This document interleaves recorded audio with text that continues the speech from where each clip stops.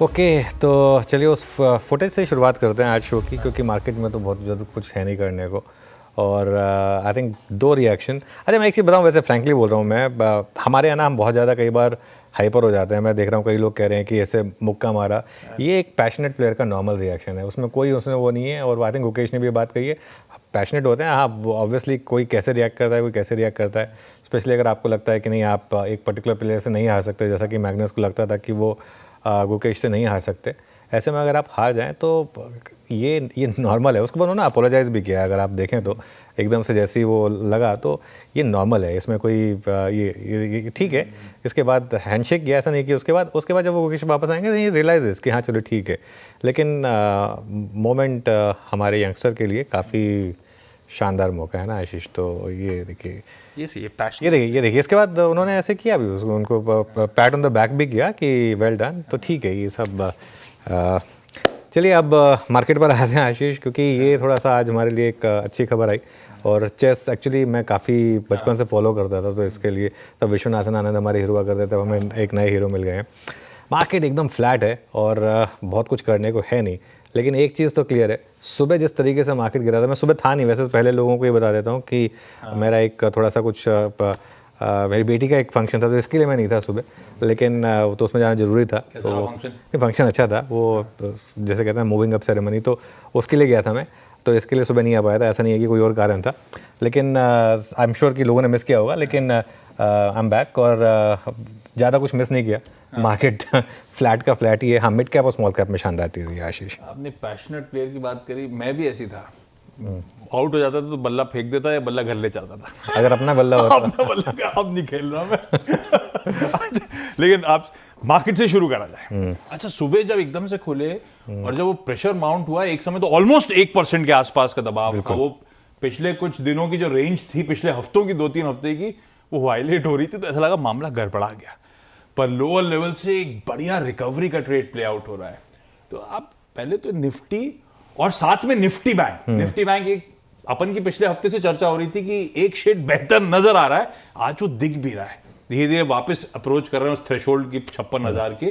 कैसे देख रहे हो आप सुबह से मार्केट्स की चाल, और यहां से नजरिया क्या होगा? बिल्कुल, पहले मार्केट की चाल पर बात करते हैं। जैसा मैं फ्राइडे को भी कह रहा था, वो एक फिर तेरी कहानी याद आई की एल्बम याद आ जाती है, क्योंकि मार्केट में रोज़ वही कहानी चल रही है आशीष। देखिए, मैं फिर कह रहा हूँ कि ये मतलब कहना आसान है कि दोनों साइड ट्रेड करिए, स्टॉप लॉस लगाइए, लेकिन करना बहुत मुश्किल होता है। तो कहानी वही है, इंडेक्स एक रेंज में है, लेकिन इंडिविजुअल स्टॉक्स में बहुत शानदार तेज़ी है। आप अगर इंडिविजुअल स्टॉक्स देखेंगे, मिड कैप और स्मॉल कैप, को मिड कैप और स्मॉल कैप दिखाइए जरा स्क्रीन पर, सारी की सारी कहानी यहाँ पर है। मिड कैप 0.6% ऊपर है, लेकिन स्मॉल कैप देखिए आप, स्मॉल कैप और यही एक और कारण है कि जो कुछ सेक्टर्स चल रहे हैं वो स्मॉल कैप करीब 1.25% से भी ज़्यादा ऊपर है।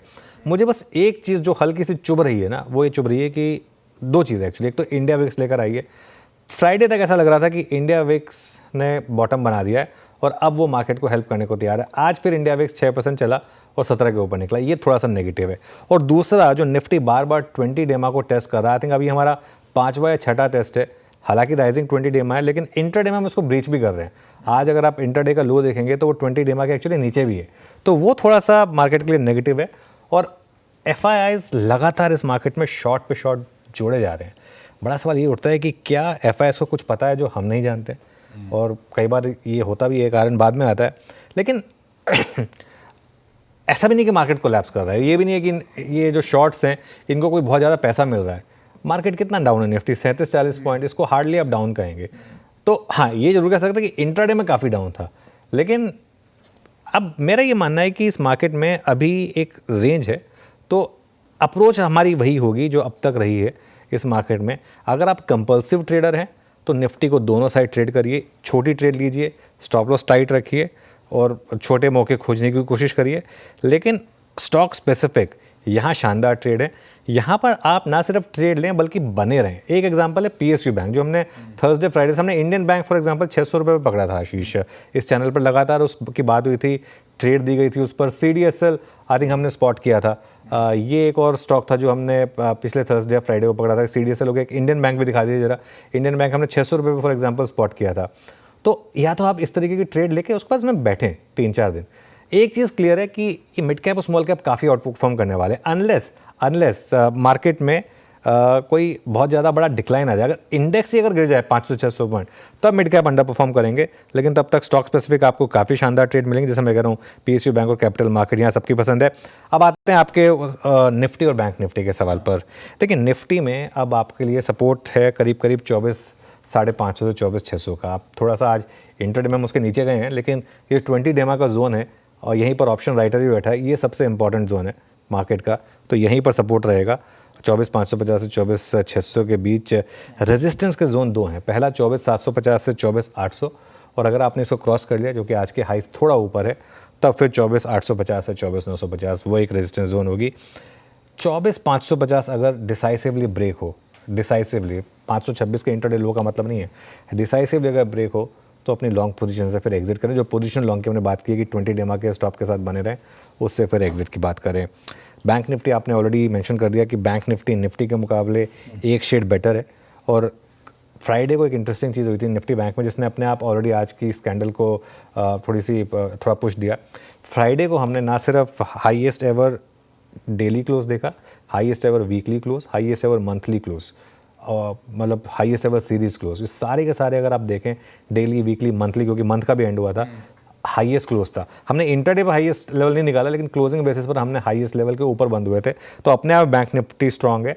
बस एक बार ये 56,000 को क्रॉस कर ले, 56,000 का क्रॉस हुआ तो मुझे लग रहा है कि 58,000 का रास्ता खुलेगा, और यहाँ पर जो बेस है अब वो बढ़कर आ गया करीब करीब 55,000 पर। लेकिन बात यही है कि इंडेक्स ट्रेड करने में बहुत ज़्यादा इस समय जिगरा चाहिए, क्योंकि जिस तरीके का मार्केट है, आज सुबह किसी की हिम्मत नहीं होती होगी एक बार जिस तरीके से मार्केट गिर रहा था, तो ये कंपल्सिव ट्रेडर्स के लिए। लेकिन स्टॉक स्पेसिफिक एकदम मार्केट बहुत शानदार है। बिल्कुल ठीक, ये है निफ्टी बैंक की मैपिंग और रणनीति। इंडिविजुअल स्टॉक्स पे नजर रखें तो शो में भी बहुत सारे इंडिविजुअल स्टॉक्स पे चर्चा करते रहेंगे, बातचीत होती रहेगी, पैनल को इन्वॉल्व करेंगे, उनसे भी तड़का ऐड कराएंगे। लेकिन जब बैंक्स बेहतर शेड पे नजर आ रहे हैं, उसके पीछे एक रीजन था लास्ट वीक के सेकेंड हाफ से वो सरकारी बैंक्स के, अपन ने भी फ्राइडे को बहुत चर्चा करी। सरकारी बैंक्स फ्राइडे को, सरकारी बैंक इंडेक्स हेडलाइन में प्रोड्यूसर साहब ने मेंशन भी करा, बढ़िया आउट परफॉर्मेंस, 2-2.5% के आसपास का उछाल आज भी। ये पॉकेट एक तो इस तरह से आउट परफॉर्मेंस क्यों कर रही है, क्या एंटिसिपेट कर रही है, क्या डिस्काउंट कर रही है, और आप सरकारी बैंक पॉकेट को अब यहां से कैसे देख रहे हो? इंडिविजुअल स्टॉक्स तो हमने बढ़िया पकड़ भी रखे हैं। बिल्कुल, देखिए सरकारी बैंकों में जो रैली आ रही है ना, उसके मेरे ख्याल से 3 कारण हैं। ठीक है। सबसे पहला कारण है ये प्री पॉलिसी बिल्डअप है, क्योंकि मार्केट को लगता है कि अब RBI की मॉनेटरी पॉलिसी में इस बार 50 बेसिस पॉइंट का रेट कट और एक बहुत डविश पॉलिसी आने वाली है। ये मार्केट एक बेस केस लेके चल रहा है, और फ्राइडे को यहाँ पर एक बहुत स्ट्रॉन्ग टेक्निकल ब्रेकआउट था जो हमने पकड़ा भी था। जैसे हमने कहा, हमने काफ़ी स्टॉक्स के through, Canara bank, Indian bank, union bank के थ्रू फ्राइडे को भी वो तेज़ी प्ले की थी। वो फर्स्ट डे था रैली का। Normally first day of rally के बाद सेकंड और थर्ड डे पे इस तरीके की तेज़ी कंटिन्यू करती है। ये मेरे ख्याल से नंबर 1 फैक्टर है। नंबर 2 फैक्टर आशीष जो है, अगर मानसून स्ट्रांग रहा तो वो अपने आप एग्रीकल्चर के लिए पॉजिटिव होगा, जो इन टर्न ज़्यादातर PSU बैंकों के NPAs के लिए पॉजिटिव होगा, क्योंकि at the end of the day सबसे ज़्यादा जो दिक्कत आती है PSU बैंकों को वो एग्री NPA की वजह से ही आती है। तो ये एक और रीज़न होगा कि जिसकी वजह से आपको यहाँ पर PSU बैंकों में एक अच्छा मूव देखने को मिल रहा है।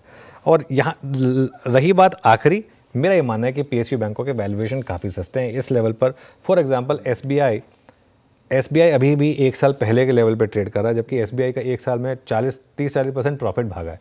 तो अपने आप SBI जो है वो आपको बहुत सस्ते वैल्यूएशन पर मिल रहा है।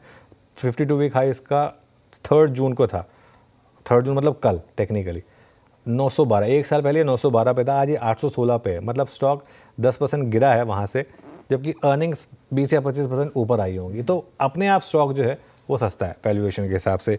ये एक और कारण है कि PSU बैंकों में आपको इस तरीके की तेज़ी दिखाई दे रही है। इन सब पे आगे बातचीत करेंगे। पॉलिसी से पहले की शायद सुगबुगाहट इन एंटिसिपेशन, मॉनसून वाकई अब तक तो जितने डेवलपमेंट रिपोर्ट हो रहे हैं IMD स्काइमेट द्वारा सब अच्छे ही अच्छे हैं, और वैल्यूएशंस का कंफर्ट। सरकारी बैंक्स पे आगे और डिटेल डिस्कशन करेंगे क्योंकि ये पॉकेट गजब चमकी हुई है। लेकिन आपने दूसरा एग्जाम्पल दिया था स्टॉक स्पेसिफिक, वो था CDSL की चाल। और CDSL ही नहीं, कैपिटल मार्केट से जुड़े बाकी प्लेयर्स, CDSL हो, कैम्प्स हो, एंजल वन हो, फिर सब चमक रहे हैं। गजब उफान है इस पॉकेट में। बिल्कुल। कैसे देख रहे हो आप इसको? गणित करने जाओ तो कई सारे स्टॉक्स के वैल्यूएशन को लेकर फिर बहुत कंसर्न्स इमर्ज होते हैं, पर उससे मतलब नहीं, मोमेंटम तो गजब पकड़ लिया है। मोमेंटम गजब है यहाँ पर, और कैपिटल मार्केट का इंडेक्स देखिए आप 2% ऊपर है। आई थिंक इसमें एक चीज़ जो है, अगर आप जब आप की अगर मेमोरी स्ट्रांग हो जैसे है आपकी, जब हमारी मार्केट एकदम पीक बुल मार्केट में थी, 3 सेक्टर थे जो सबसे ज़्यादा चलते थे, डिफेंस, PSU बैंक्स और कैपिटल मार्केट। इसमें से अगर आप 1 महीने का चार्ट देखेंगे तो डिफेंस में बहुत बड़ा मूव ऑलरेडी आ चुका था, और अब अगर आप देखें पिछले 3-4 दिन से डिफेंस थोड़ा कूल ऑफ हो रहा है। तो अब जो स्मार्ट मनी है या HNI मनी है वो चेस कर रही है इन 2 सेक्टर्स को, कैपिटल मार्केट वाले स्टॉक्स और PSU बैंक्स। यहाँ मुझे लग रहा है अब एक कैचअप प्ले है। प्लस कैपिटल मार्केट से रिलेटेड स्टॉक्स में मुझे एक और जो चीज़ लगती है, पिछले 6 महीने हमने क्या लगातार बात की कि वॉल्यूम्स कम हो रहे हैं, वॉल्यूम्स कम हो रहे हैं, वॉल्यूम्स कम हो रहे हैं। अब मार्केट में वॉल्यूम्स वापस लौट रहे हैं, खासतौर से मिड कैप और स्मॉल कैप में जिस तरीके से रैली वापस आई है। आप अगर देखिए मिड कैप और स्मॉल कैप लगातार 1 महीने से 2 महीने से अब आउट परफॉर्म कर रहे हैं। ये अब 3-4 दिन की कहानी नहीं बच गई है ये। अगर आप मिड कैप और स्मॉल कैप का मूव देखेंगे, अब 1 महीने से ऊपर हो गया। ये देखिए निफ्टी मिड कैप 1 महीने का 7.4% है। आप निफ्टी का 1 महीने का मूव देखेंगे, उसके मुकाबले कुछ ये स्मॉल कैप 1 महीने में 10% चला आशीष, स्मॉल कैप 1 महीने में, और यही निफ्टी 1 महीने में सिर्फ 1.4% है। और मैं एक चीज़ बताऊँ आपको, ये ना इस देश की रिटेल ने एक चीज़ क्लियरली समझ ली है कि इस ज्ञान पे मत जाइए कि स्मॉल कैप और मिड कैप में रिस्क है, लार्ज कैप में कंफर्ट है। लार्ज कैप कुछ नहीं करके दे रहे हैं, और खासतौर से वो लार्ज कैप जिसमें FIS का इतना बड़ा एक्सपोजर है, कोई क्यों लेगा? जैसी रैली आती है सेलिंग आ जाती है FIS की। रिलायंस 2 दिन चलता है, तीसरे दिन गिर जाता है। HDFC बैंक 3 दिन चलता है, चौथे दिन गिर जाता है। तो अब मार्केट का फोकस उन सब, ये देखिए, ये इसमें कोई क्या ही बना लेगा पैसा। तो इसके लिए उसकी जब दूसरी तरफ आप देखिए, आप एंजल 1 का 1 महीने का चार्ट देखिए, आप CDSL का 1 महीने का चार्ट देखिए, ये देखिए, ये इस तरीके का पैसा बन रहा है। जब पैसा यहाँ पे इस तरीके का बन रहा है तो कोई क्यों, आप जितना मर्जी कह लें, HDFC बैंक में सेफ्टी है, रिलायंस में सेफ्टी है, TCS में सेफ्टी है। आया तो कमाने हूँ। अब मैं मार्केट में सेफ्टी के लिए नहीं आया हूँ, मैं मार्केट में पैसा कमाने के लिए आया हूँ। ये सब के सब जो मैंने, ये पूरी की पूरी थ्योरी इसके लिए आउट द विंडो हो रही है। इसके लिए कैपिटल मार्केट से रिलेटेड स्टॉक्स जो है ना वो चल रहे हैं, और पिछली बार भी ये शेयर इसीलिए भागे थे। तो ये लोगों की मेमोरी में था, इसके लिए कोई वैल्यूएशन नहीं देखता आज की मार्केट में। फैक्ट है, आज की मार्केट में कोई वैल्यूएशन नहीं देखता। अगर वैल्यूएशन देखता होता तो BSE का स्टॉक या अनलिस्टेड मार्केट में NSE का स्टॉक इस लेवल पे नहीं होता। तो वैल्यूएशन इस समय कोई नहीं देख रहा है, सबको बस ये दिख रहा है कि पैसा कहाँ बन रहा है, मोमेंटम कहाँ है। सब मोमेंटम को चेज कर रहे हैं, इसी में आप ये चेज कर रहे हैं। हाँ, अगर मार्केट गिरा तो ये स्टॉक ज़्यादा गिरेंगे, लेकिन जब तक मार्केट एक रेंज में है तब तक इन स्टॉक्स में आउट परफॉर्मेंस है। रिटेल स्मार्ट है, और रिटेल की स्मार्टनेस थी आज के जो दोनों IPOs लिस्ट होने आए। तो उस पर आगे आता हूं, बातचीत उस पर भी करेंगे अपन लोग। आवाज ने कहा था दूर रहिएगा, वैल्यूएशन कंसर्न्स हैं, और देखिए कोई कमाई नहीं हुई इस पर पैसा डाल के किसी की। खैर, वो आगे की चर्चा।